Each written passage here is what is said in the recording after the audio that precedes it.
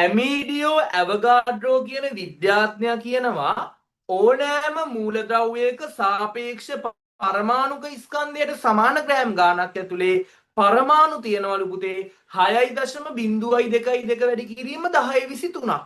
ඒ කියන්නේ දැන් අපි කෙස්සදී ගණන් හදුවානේ. දැන් මේ බලන්න පුතේ සෝඩියම් වල සාපේක්ෂ පරමාණුක ස්කන්ධය කීයද 23යි. ඔන්න. ඇමීඩියෝ ඇවගාඩ්‍රෝ කිව්වේ ඕනෑම මූලද්‍රව්‍යයක සාපේක්ෂ පරමාණුක ස්කන්ධයට සමාන ග්‍රෑම් ගාණක් ඇතුලේ පරමාණු කොච්චර තියෙනවද පුතේ 6.02 වැඩි කිරීම 1023ක්. දැන් බලන්නකෝ සෝඩියම් වල සාපේක්ෂ පරමාණුක ස්කන්ධය 23යි. සෝඩියම් කිරලග්‍රෑම් 23ක් ගත්තොත් මේක ඇතුලේ සෝඩියම් පරමාණු කොච්චර තියෙනවද පුතේ 6.02 වැඩි කිරීම 1023ක්. දැන් ඒ වගේ තව උදාහරණයක් ගමු.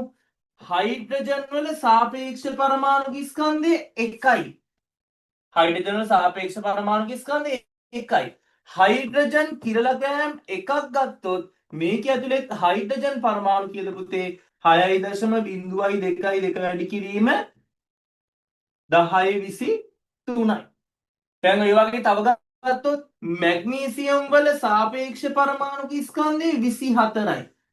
මැග්නීසියම් කිරලග්‍රෑම් 24ක් ගත්තොත් ඕක ඇතුලේ මැග්නීසියම් පරමාණු කීයද පුතේ 6.02 වැඩි කිරීම 1023යි. දැන් ඔය වගේ තව ගමු ඕනෑම මූලද්‍රව්‍යයක දැන් ඔක්සිජන් ගත්තොත් ඔක්සිජන්ගේ සාපේක්ෂ පරමාණුක ස්කන්ධය 16යි. ඔක්සිජන් ඔය වගේම පුතේ කිරලග්‍රෑම් 16ක් ගත්තොත් ඔක්සිජන් පරමාණු කීයද 6.02 වැඩි කිරීම 1023යි.